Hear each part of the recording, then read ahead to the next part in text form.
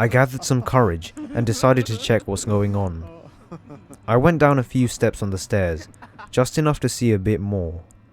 I will never forget what I saw.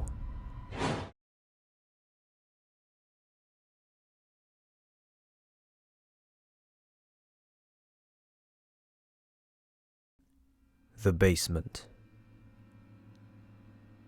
Just a few months ago, everything was normal. Every day was a usual boring day with my parents, but I was happy. My parents were going out a lot late at night, but I figured they just needed some time alone. One day, when they were out and I was alone in the house, I went to the kitchen to grab some food. I heard some weird noises from the basement, but I thought I was just really tired. On my way back to my room, I heard something again. This time, it was loud and clear. I heard the crying of a little girl from the basement. I got really freaked out because I always believed in the paranormal. Immediately, I thought it must be a ghost or something. I ran back to my room and locked the door as fast as I could.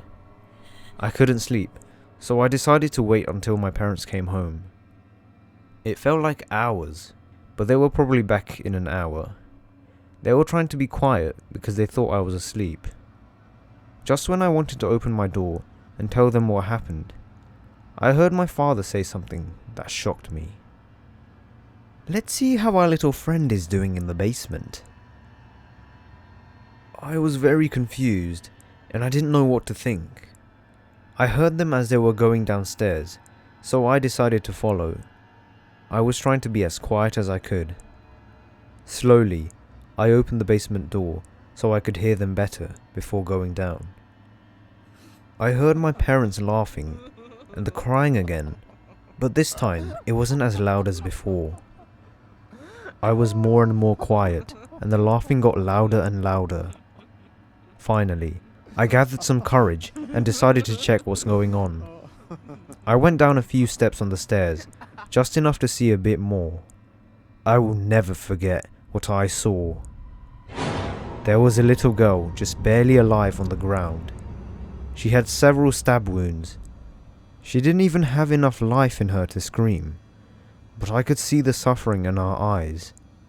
My parents were kissing each other, and then my father asked, "Are you ready for the big finale?" My mum just nodded her head and kissed him again. My father pulled out a drill from a toolbox and grabbed the little girl's neck. He looked at her for a few seconds, and then he started to drill into her head. I looked away just in time as tears ran down my face. My parents were just laughing as my father continued to do the deed. The little girl died in a few seconds, and then I recognized her. I had seen her in the news a few days ago. She was missing for 2 weeks, and the police were looking for her. I wanted to go back to my room to call the police. I was disgusted by my parents, and I never wanted to see them again.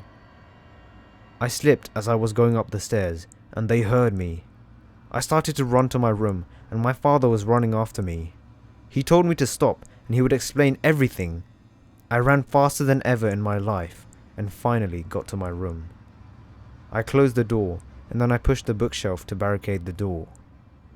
I dialed 911, but then I froze.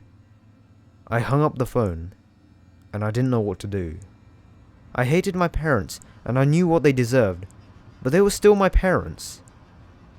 I was just sitting there for hours. It was really odd that my parents didn't even try to come in. One time, my father knocked on the door and told me to forgive them one day, but that's it. I only realized how long I was sitting there when I saw the sun rising.